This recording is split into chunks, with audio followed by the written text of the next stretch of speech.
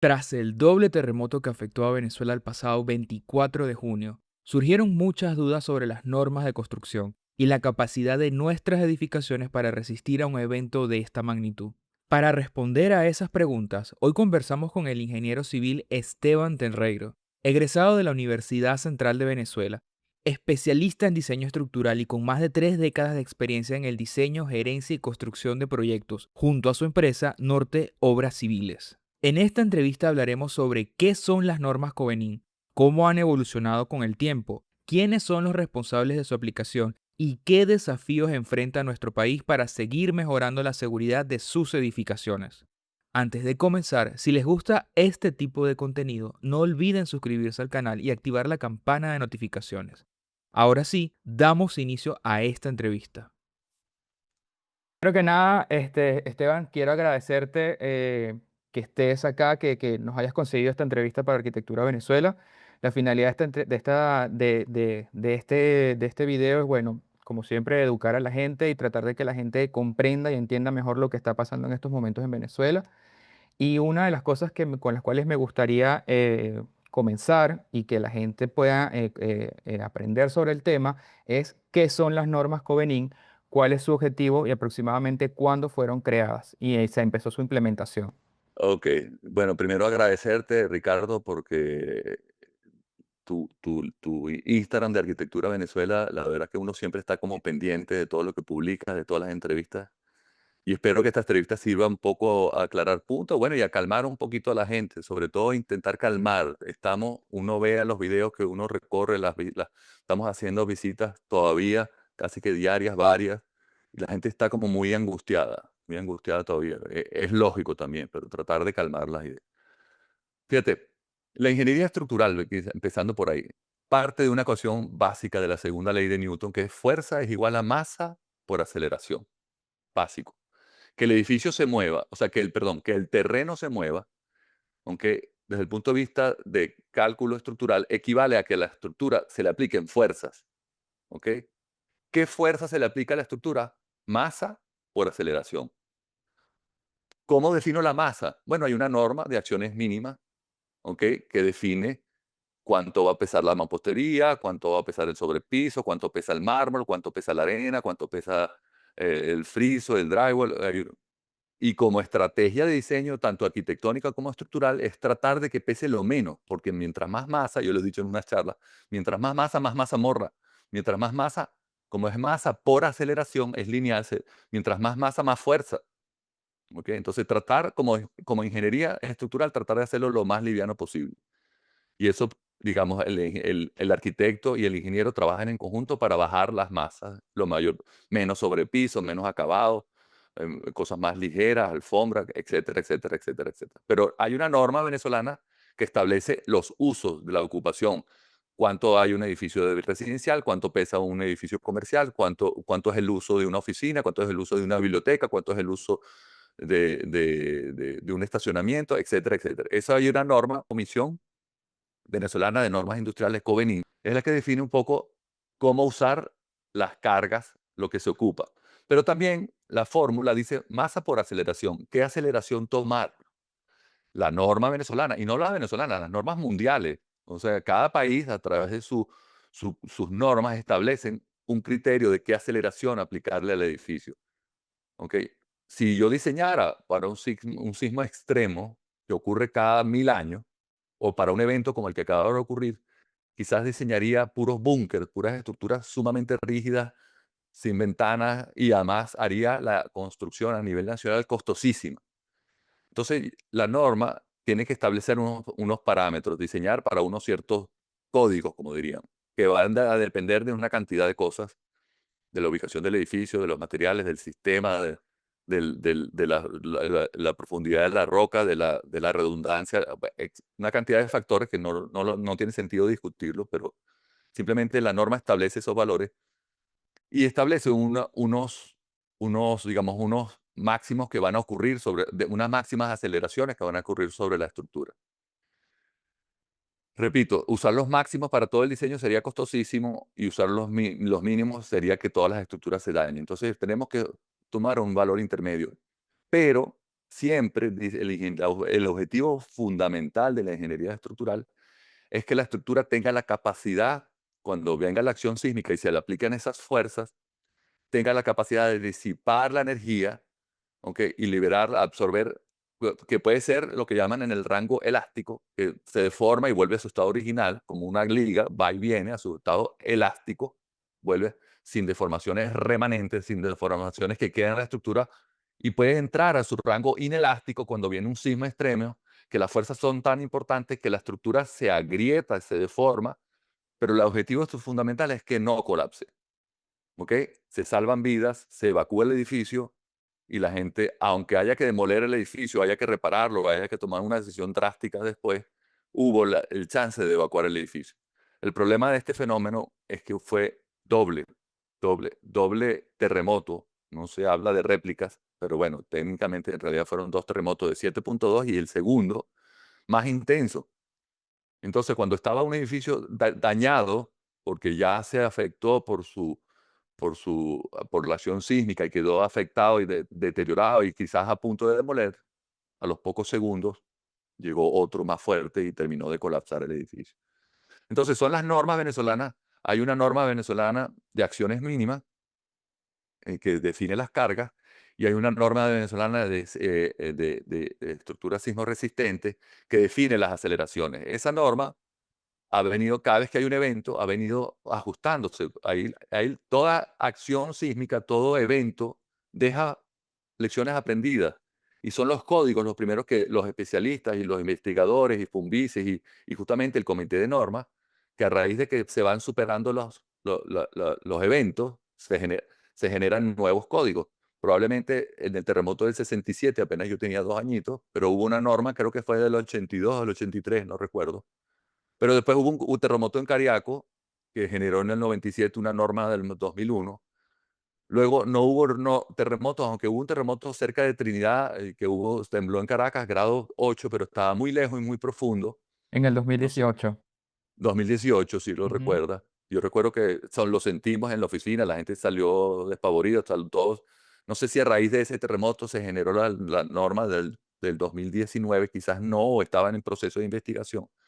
Pero la norma sismorresistente del 2019 se acaba de actualizar y genera códigos nuevos de aplicación sobre las estructuras. Entonces, es el Estado, a través de su comisión de normas, que define qué carga y qué aceleración. Y es el ingeniero estructural que interpreta tanto las cargas como aceleraciones, y la masa con las cargas y las aceleraciones se aplican al final, son fuerzas a la estructura. Así es como funciona la ingeniería estructural. Perfecto, entonces de esta forma podemos entender que los edificios se construyen y se diseñan, se calculan basados en la norma vigente. Pero ¿qué pasa? ¿Qué pasa cuando esta norma cambia? O sea, ¿qué deberían hacer los propietarios, qué deberían hacer los dueños de los edificios cuando esto pasa? Porque muchas veces la gente dice, mi edificio fue construido bajo tal norma, pero han ocurrido nuevos sismos, hay nuevas normas vigentes. En esos casos, ¿qué deberían hacer los propietarios de apartamentos, la gente de la junta de condominios? Se debe estar revisando cada tanto tiempo las estructuras de estos edificios para ver si cumplen las nuevas normas, se deben actualizar las estructuras. Qué debería hacer la persona promedio cada vez que se actualiza la norma, por así decirlo? Sí, fíjate, tú no puedes aplicar una norma retroactiva. O sea, si tú aplicas una norma que exige códigos más rígidos, más estrictos, aceleraciones más importantes, quizás si tú se lo aplicas a edificios antiguos, quizás haya que reforzarlos todos y quizás muchos de los edificios no tienen capacidad de reforzarse por su misma arquitectura, sus espacios, entonces vas a tener que demoler. Yo creo que uno lo podría dividir en cuando un edificio está afectado, uno lo que tiene es que repararlo y restablecer su estado original. Su estado original es del 63, sí, su estado original es del 63. ¿Cumple con la norma del 2019? Probablemente no cumpla, ¿ok? Pero si tú te vas a poner a diseñar y reforzar para una estructura cumpla la nueva norma, casi que tendrías que acabar con toda la las edificaciones, o sea, es de un costo enorme que inclusive las juntas de condominio no tienen ninguna capacidad. Algunos edificios institucionales en Caracas han hecho algún refuerzo, rehabilitación. Hay un famoso edificio del IBM Ujú. que hizo una bonita, muy bonita rehabilitación y muy ordenada. Por cierto, son estudios muy profundos que requieren de patología, análisis y procesos constructivos, porque tú no puedes sacar a todo el mundo y rehabilitarlo y volverlo o sea, es todo un tema. Pero eso lo hicieron antes del sismo de este. Probablemente este sismo, la norma del 19, probablemente haya que evaluar los códigos y quizás vienen nuevos códigos. Entonces, la que acabas de hacer, entonces hay que volverlo a reforzar. Entras en un bucle y salvando, digamos, la arquitectura y la ingeniería antigua, yo vi varios, revisamos muchísimos edificios del 63 que estaban sanitos, no les pasó nada. Y están con la norma ni siquiera del 67, estaban con aplicaciones de norma todavía más antiguas. ¿Ok? Eso hace que los comportamientos, porque la arquitectura o la albañilería, siendo arquitectura Venezuela, tu cuenta, y es un tema importante de aclarar, la arquitectura, la albañilería distorsiona el comportamiento estructural, le da rigidez en algunos casos de manera inadecuada, ¿ok? O de manera adecuada. O sea, de pronto una arquitectura que tenga una planta baja libre, lo que llaman piso blando, que un piso blando no, se llama piso blando porque puede ser planta baja, pero también puede ser un piso intermedio, que haya una doble altura, una mezanina, una cosa de esa. Pero eso, la arquitectura, ¿ok? Como yo diseño la estructura y la estructura se deforma y la arquitectura, las paredes se tienen que estallar o agrietar para que la estructura libere su energía, ¿ok? Quizás hay arquitectura, quizás un tema importante a tratar ahorita en la en las facultades de arquitectura de Venezuela, hablar de arquitectura sismo resistente.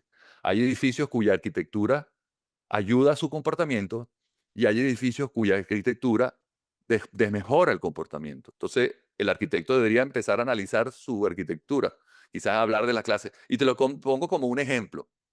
Sí, Ahora, eso me parece súper importante aclararlo, que nos digas cuáles son esos ejemplos, o sea, cuáles son esas acciones que podemos los arquitectos hacer para que pueden desmejorar el rendimiento de un edificio durante un sismo, cuáles son esas características que deberíamos evitar o que deberíamos tratar de evitar al momento de concebir o de diseñar un edificio.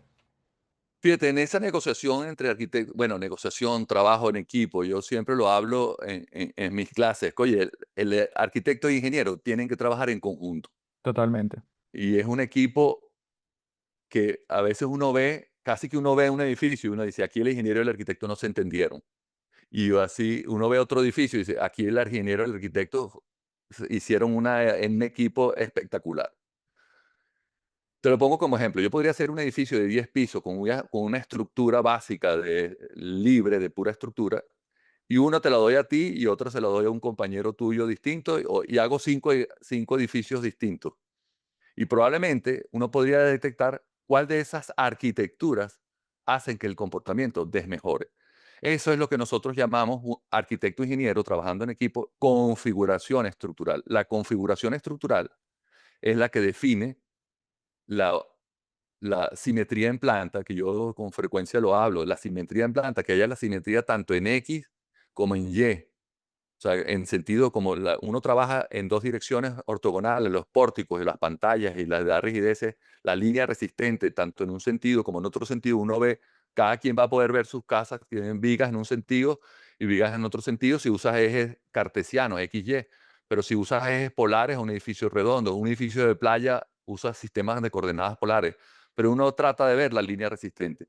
Uno en esa geometría, si la ve en planta, hace el diseño, uno tiene que tratar de que haya simetría en las dos direcciones. Y eso es lo que yo llamo la bendición de la doble simetría. Dios me lo guarde y me lo bendiga, que se comporte bien, porque sé que puede haber un sismo extremo y que su arquitectura, aunque venga sismo extremo, tenga la capacidad de disipar energía, que haya simetría en planta, que haya simetría de las masas también, que no haya, o sea, chiller, aires acondicionados, piscinas, jardinera, eso genera masa, como te digo, fuerza igual a masa por la aceleración, la masa me afecta, que no haya cambios bruscos de rigidez, o sea, que no puedo partir de una columna de 1,20 por 80 y luego cambiarla de una manera inmediata de un nivel, porque eso puede generar un golpe y lo vimos en algunos edificios, se cayeron los últimos pisos, que también es otro efecto que llaman columna fuerte y viga débil.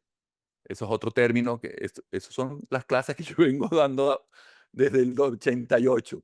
Esa configuración para mí es tan importante que hace que la arquitectura se comporte bien en conjunto del arquitecto y el ingeniero. Columna fuerte, siempre pensar en columna fuerte y viga débil. Que el nodo, cuando el pórtico disipa energía, que la rótula plástica, que llaman, que la articulación, que se rompa la estructura, nunca en las columnas, siempre que sea en las vigas. Y para eso, desde el punto de vista de la ingeniería básica, que es la ingeniería básica es la que uno hace con la configuración, con el arquitecto y define todo esto que estoy diciendo, piso blando, simetría en planta, simetría en rigideces, balance de rigideces, cambios bruscos de rigidez, columna corta, etcétera, etcétera, etcétera. Pero hay una ingeniería de detalle que se tiene que cumplir tanto en el proyecto estructural como en la ejecución de obra, que es que en el nodo sísmico, en la unión viga-columna, acuérdense, en la unión está la fuerza, en la unión viga-columna es donde está la mayor fuerza y es el nodo el que nunca puede fallar la columna, siempre debería fallar la viga y quizás la viga a una cierta distancia del nodo, lo que llaman el nodo nodo sísmico.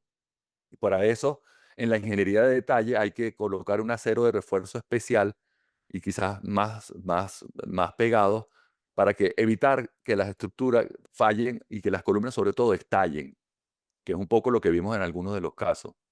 No sé si entendiste lo de la configuración, creo que lo... Sí, sí, sí, sí. Está bastante claro, ¿no? Otra de las preguntas que nos planteamos en todo, en la charla previa es el tema de tratar de evitar ciertas características, como acabas de mencionar, las piscinas ubicadas en las terrazas, las plantas libres, ¿ok? Plantas bajas libres también, o que haya una parte, o sea, creo que se ha visto en varios casos donde habían estacionamientos en las plantas bajas, cómo cayó la mitad del edificio y la otra mitad no cayó. Y también algunos elementos como cuando ocurre la falta de rigidez en las fachadas, que de repente hay un cambio brusco, o la falta de la columna, cuando vemos que empieza la columna a hacerse cada vez más delgada, más delgada, más delgada, y ocurren quiebres en los edificios justamente en estos puntos, ¿no? Entonces, bueno, corrígeme si me equivoco, estas son algunas de las cosas que se debería tratar, si no evitar, en la medida de lo posible, de negociar más con el ingeniero y tratar de poner puntos de refuerzos en estos sitios cuando se requiera hacer estas cosas, ¿no? Sí, fíjate, en esa negociación, estoy hablando, no es económica, es una negociación, por supuesto, de profesionales que diseñan en conjunto, porque ese diseño, esa configuración, la hacen siempre el arquitecto e ingeniero, que es donde se define la ingeniería básica. Y cuando hay, por cierto, en esa configuración, de pronto deciden colocar juntas, que también se ha salido en miles de videos, los videos inclusive del mismo aeropuerto, que salieron los primeros videos del aeropuerto, uno ve que la estructura se movió una estructura una con otra, pero es que está pensado un edificio largo, picado en varias proporciones, plantas irregulares picadas en varias porciones para que cada una de las porciones sea lo más simétrico posible y su comportamiento sea perfecto en las dos direcciones, tanto en X como en Y. Entonces, en ese esfuerzo es cuando el arquitecto y el ingeniero hacen que la estructura sea lo más simétricamente posible y que tenga la mayor capacidad de disipar energía. Con frecuencia, el arquitecto, acuérdate que el arquitecto usualmente es el que contrata al ingeniero. Sí. Entonces, uno a veces presiona, mira, o sea, el arquitecto presiona, mira, esta columna es muy grande, ponla más chiquita. Y hay un esfuerzo, no, ponla más chiquita porque es el lobby, es el doble altura. Y yo se lo digo siempre a mis alumnos. A veces las columnas más exigidas, el arquitecto, como forman parte de un elemento de una doble altura, de un lobby principal, de la arquitectura, etcétera, etcétera, uno fuerza, el arquitecto fuerza para que esas estructuras, estas columnas sean como lo más pequeñas posible. Cuando yo hago la más pequeña posible, la diferencia, cuando yo cambio las fuerzas no las cambio, son las mismas, pero cuando yo reduzco la dimensión, tengo que obligatoriamente por colocar más acero de refuerzo. Y cuando coloco más acero de refuerzo, probablemente esa columna sea más compleja de vaciar y de construir con concreto. Y probablemente cuando yo le echo concreto, genera esa columna tan llena de cabillas, quizás genero cangrejeras Y entonces la columna más exigida, más sometida a fuerza, más importante, termina siendo la peor construida. Entonces, nosotros tenemos un criterio, aunque la norma te deja armar los elementos estructurales con una cantidad de acero de refuerzo importante, para no afectar el proceso constructivo y que el proceso constructivo tenga una cierta fluidez y que no queden elementos tan forzados, nosotros no armamos las columnas sino hasta un punto. Y ya cuando el arquitecto en esa negociación exige, bueno, nosotros buscamos a otras alternativas. Y otra de las alternativas es, bueno, yo pongo esta columna muy esbelta, pero entonces creo pantallas perimetrales, muros de corte que llaman, para que estabilizar lateralmente y que esa columna funcione como un simple puntal y se pueda deformar, pero que no se lleve fuerza sísmica. Eso es un poco de los criterios que utilizamos en la oficina cuando hacemos esas negociaciones, no diálogos, porque en realidad a veces son negociaciones duras, depende de Sí. cada cliente, y a veces son muy flexibles. Hay muchísimos arquitectos que entienden de este problema de estructural, ¿ok? Y que lo conocen a fondo, y esas negociaciones casi que ellos mismos plantean, mira, yo voy a hacerlo así, y me asombra porque tienen muchos de ellos muy buena formación desde el punto de vista de estructura sismorresistente, pero sí, insisto, hay arquitectura, que yo podría hablar de arquitectura sismorresistente porque afecta a un edificio, lo hace que se comporte bien o hace que se comporte mal. Y eso es lo que hacen, porque preguntan, perdón que me encadene, pero eso es lo que a veces hacen, que la gente pregunta, no, este edificio se cayó para allá, no, el de al lado se cayó para acá, el de más allá se cayó para enfrente, es que el de más atrás se cayó para atrás. Cada una de las arquitecturas totalmente distinta y cada pared distorsionó el subcomportamiento, inclusive en el proceso de colapso. Uno generó rigideces, otro no generó rigideces, y eso es lo que hace que un edificio colapse de una manera. Decir que todos colapsaron de una manera es un poco, digamos, es casualidad del proceso. Ok, perfecto. Y en este caso me gustaría preguntarte, ¿quién es el responsable de garantizar que se cumplan las normas Covenin? O sea, al momento ya hemos hablado un poco de cómo es el proceso de diseñar el edificio, de cómo es el equipo que se arma, que comienza con un arquitecto, pasa por un equipo de ingenieros que va desde ingenieros estructurales, ingenieros eléctricos, ingenieros mecánicos, Sanitario, ingenieros mecánico. sanitarios. O sea, una de las cosas que hay que tratar de explicarle al grueso de la población es que un edificio no lo diseña una sola persona, sino es un equipo que a su vez obedece a un propietario, a una constructora o a una persona que son quienes financian esto, ¿no? Pero, ¿quiénes son los encargados porque se velen estas normas estructurales, porque se cumplan a nivel de todo este proyecto, desde que empieza a concebirse hasta que entra en una alcaldía, hasta que empiece su construcción, hasta que finalmente es habitable? ¿Cómo es aproximadamente este proceso y quiénes son los encargados de que esto vaya por buen camino? Cada especialista firma su proyecto. Y fíjate una cosa importante, uno con su firma y su sello del Colegio de Ingenieros, con su número y su solvencia del Colegio de Ingenieros, está dando la responsabilidad del proyecto, ¿ok? Y yo hice la ingeniería básica junto con el arquitecto y el arquitecto firma también su proyecto. Claro, instalaciones eléctricas, mecánicas, sanitarias, firman su proyecto, pero si hay un cortocircuito, un incendio, ahí sí habría que ir hacia el ingeniero electricista. O si hay un problema de tuberías, el sanitarista, el ingeniero sanitario. Pero en este caso, el que nos compete ante una acción sísmica es la combinación concentrada principalmente en el ingeniero estructural, porque es el que firmó, pero insisto, siempre tiene de alguna manera detrás de cámara responsabilidad del arquitecto, porque hizo su arquitectura de alguna manera sismo-resistente, que contribuyó a un buen comportamiento cuando hay un sismo extremo, cuando hay unas fuerzas superiores, o no.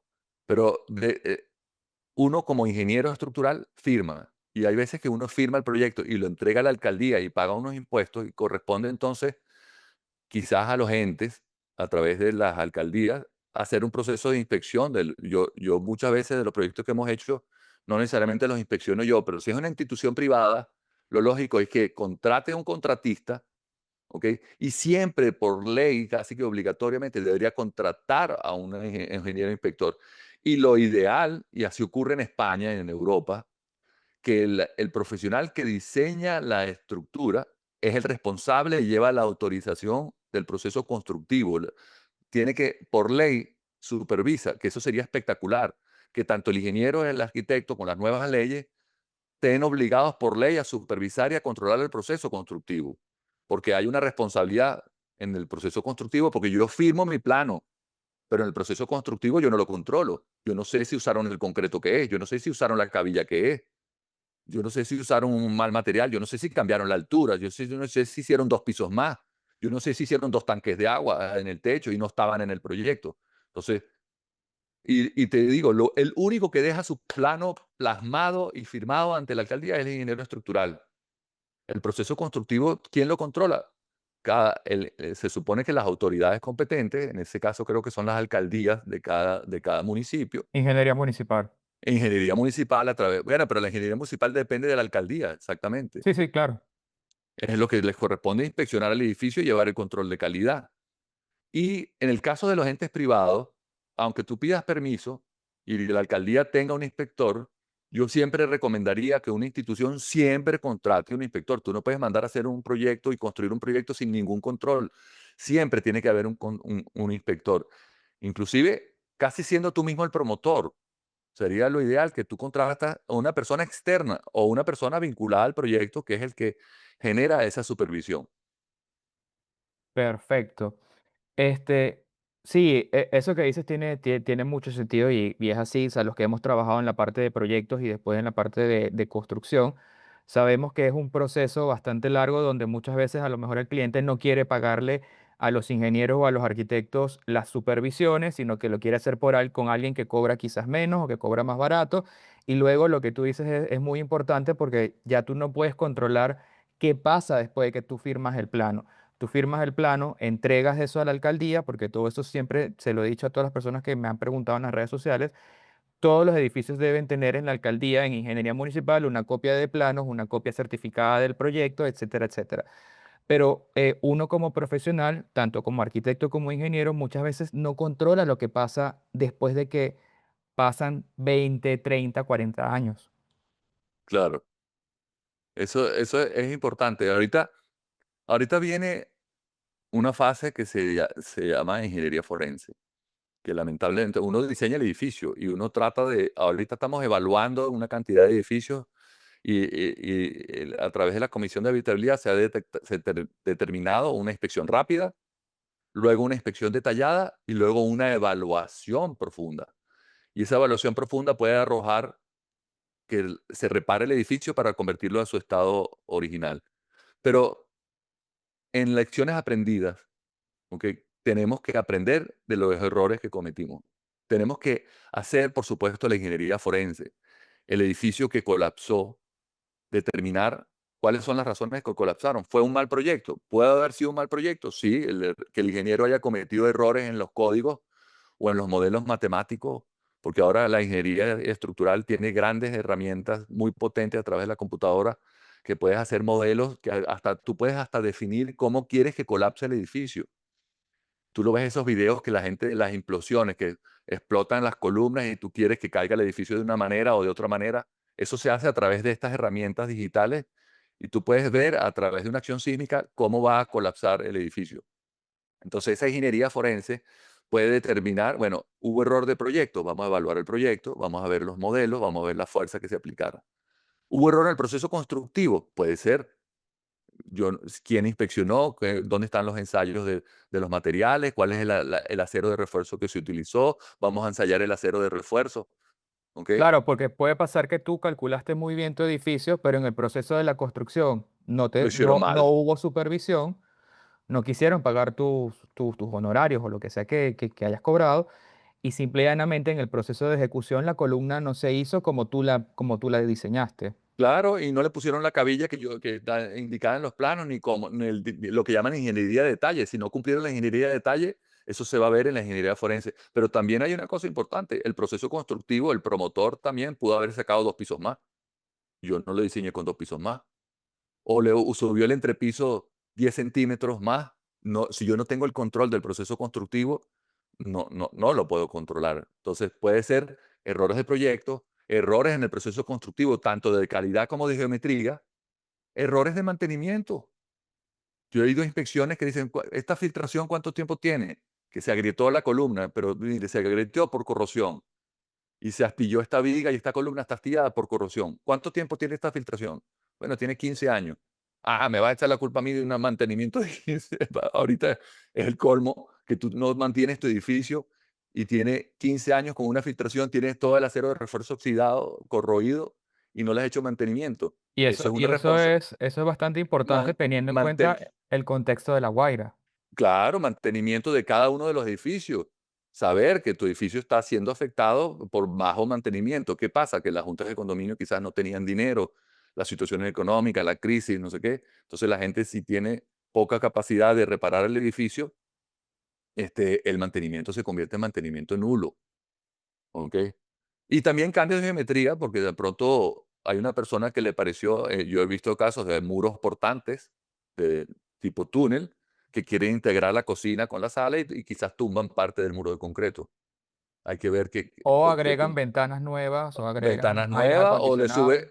sube tanques de agua arriba, porque nadie tiene tanques de agua, dobles alturas, y le pongo 3 pisos más a mi edificio, porque ahora me voy a comprar un apartamento. Esas son cosas que debería autorizar siempre un ingeniero estructural y debería evaluarse, si quieres que el condominio te lo apruebe, debería evaluarse todo el edificio. Si tú le vas a subir 3 pisos con una mezanina, con unos dobles alturas, o integraste un piso con otro, o sea, todas esas cosas es importante evaluar. Entonces, proyectos estructurales, verificación de errores, proceso constructivo, mantenimiento y cambios de geometría, cambio de usos. O sea que, por cierto, puede ser un cambio de uso. Este edificio de apartamentos, yo lo almacené, lo convertí en biblioteca. El piso 7 lo llené de libros. Cambio de cargas. O sea, el edificio, o le puse, no, le puse un sobrepiso con otro sobrepiso, le puse otro sobrepiso y le puse una piscina, le puse un jacuzzi. Son cosas que habría que evaluar en esa ingeniería forense. Pero es verdad, colapsaron, según las estadísticas, 190 edificaciones. Pero yo creo que las lecciones aprendidas para efectos de arquitectura, y tú que eres arquitectura Venezuela, tendríamos que evaluar los edificios que no colapsaron, porque aún estando en las mismas zonas y quedando quizás enormemente deteriorados que haya que demolerlos, lograron superar un sismo extremo. ¿Qué hicieron esos edificios que no colapsaron? Entonces, las lecciones aprendidas van por ahí también. Es importante evaluar los que no colapsaron antes de demolerlos, tratar de verlos por qué no colapsaron. Si es que hay que demolerlos, quizás simplemente repararlos. Uno ve en Playa Grande edificios sumamente afectados que se ve todos los apartamentos por dentro y aguantaron. Al Claro. lado, yo siempre lo pongo como ejemplo, el barrio de La Guaira, todo el edificio alrededor de los barrios, todos se cayeron. El barrio no. ¿Qué pasó ahí? Es un caso excepcional de donde las fuerzas fueron gigantescas y ese edificio se mantuvo de pie. Quizás también con el tema del mar puede ser que es una construcción reciente, de las décadas recientes, ¿no? Que probablemente hayan aplicado los cambios de norma más recientes que se hicieron en las normas Covenin. Pero la del 2019 no creo, porque ese edificio ya No, tiene sí, ese edificio es de, no, ese es de la década pasada, pero no es de la norma del año 2000. O sea, sí, debe ser a partir de la del norma del año 2000. 2001. Exactamente, mientras que la mayoría de los vecinos de Playa Grande, la mayoría de ese boom de construcciones que se hicieron en esa zona son de la década de los 70 y los 80 aproximadamente.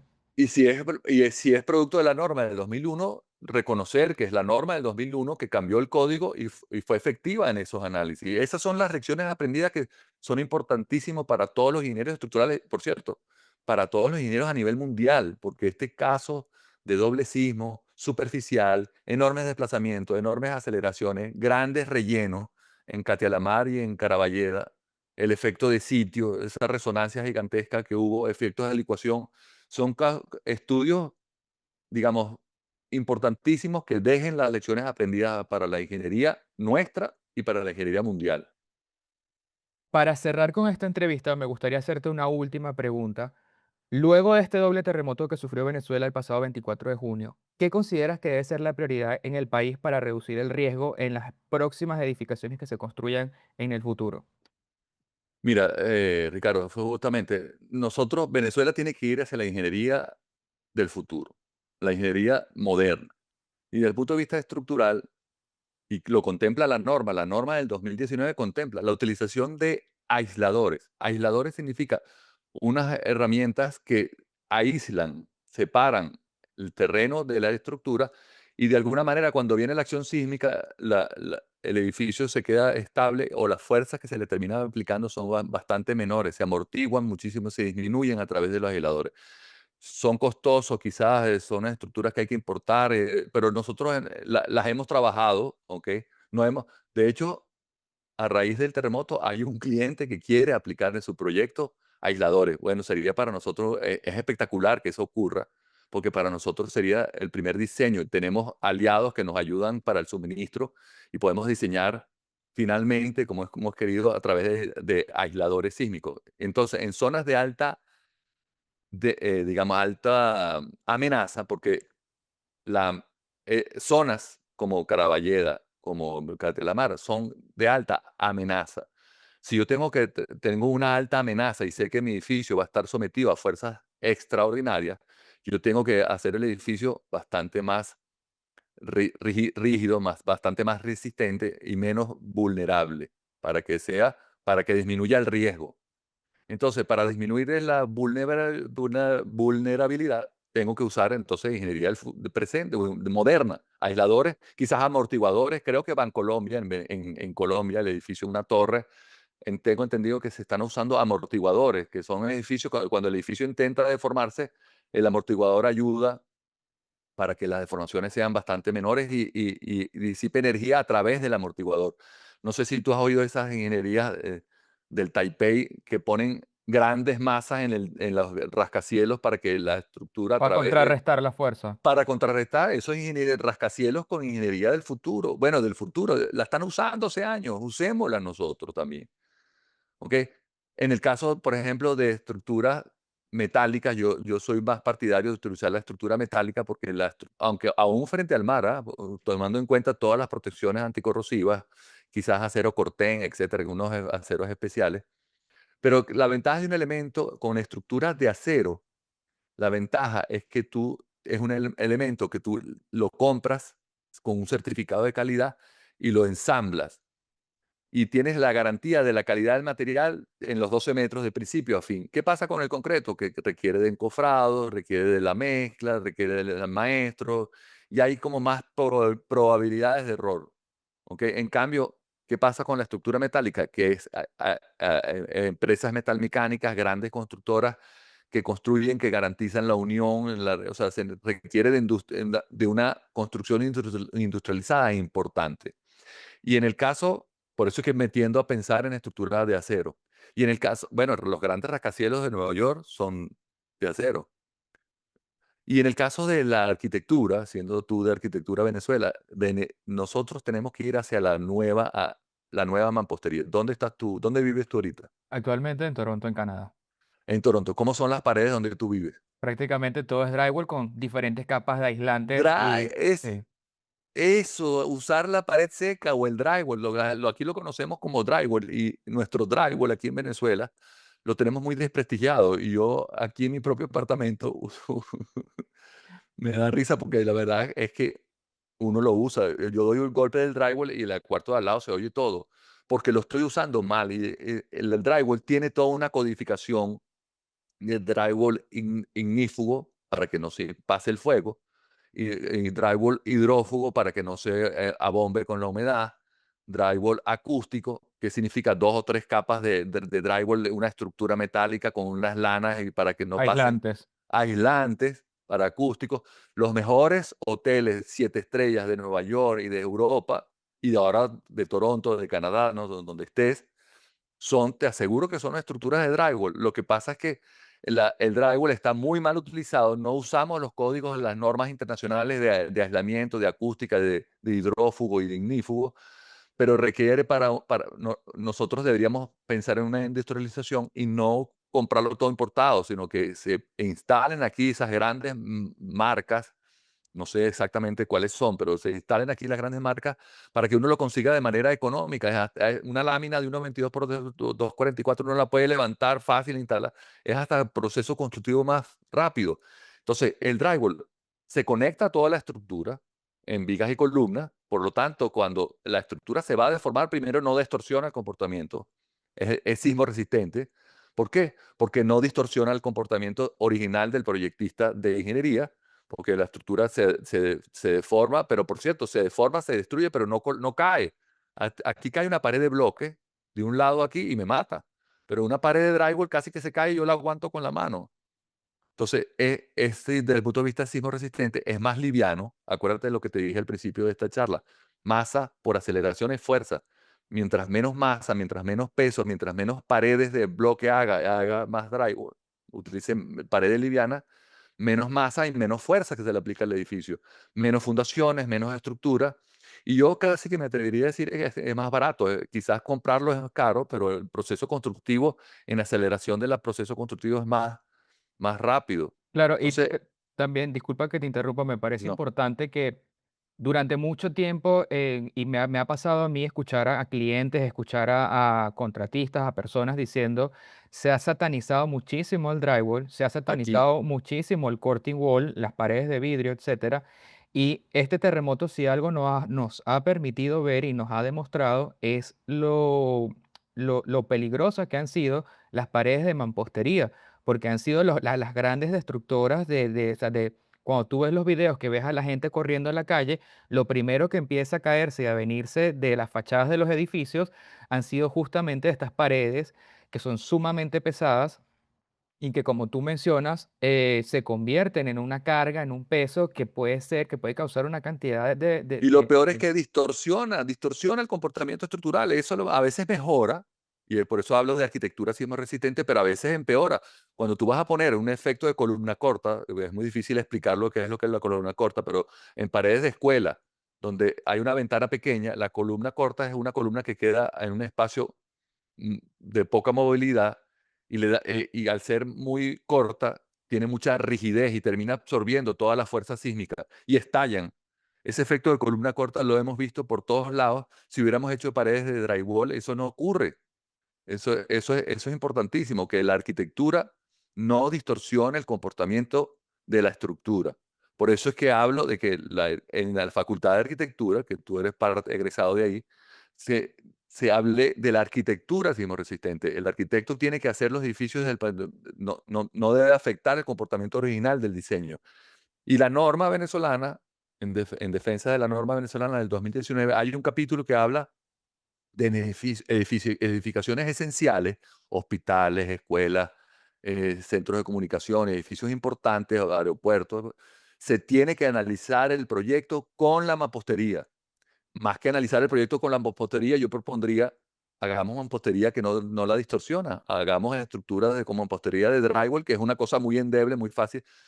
Es verdad que a la pared de drywall, con una mandarreazo yo le abro un hueco, pero a una pared de bloques le doy mandarrazos y me cuesta más. Entonces, esa rigidez que da la mampostería del bloque distorsiona el comportamiento y por eso es que y esa campaña ya yo tengo un tiempito, pero bueno, no surte efecto, pero quizás a través de Claro, tu, es un arma de doble filo y hay que empezar quizás a educar a la gente de alguna u otra forma de que entiendan de que en algunos casos y dependiendo también del contexto, quizás el drywall sea mucho mejor a la larga y empezar a implementarlo y empezar a educar en las facultades y empezar a educar también a la población cuáles serían las ventajas y desventajas de usar este tipo de material frente a la pared de mampostería que en muchos expertos también de otros países la han criticado por el excesivo peso que causan en la edificación, por los daños que causan a las personas que viven dentro de la edificación en momentos como este.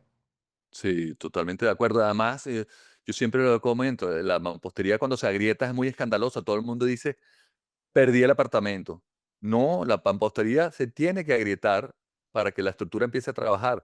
Y aunque tu mampostería esté toda agrietada, lo que tú te tienes que concentrar en tu evaluación de tu edificio es la columna, el elemento vertical y la viga, el elemento horizontal, y ver ahí si hay algún daño. El daño de la mampostería es secundario. Y yo te agrego a otro comentario, perdón que me vuelva a encadenar.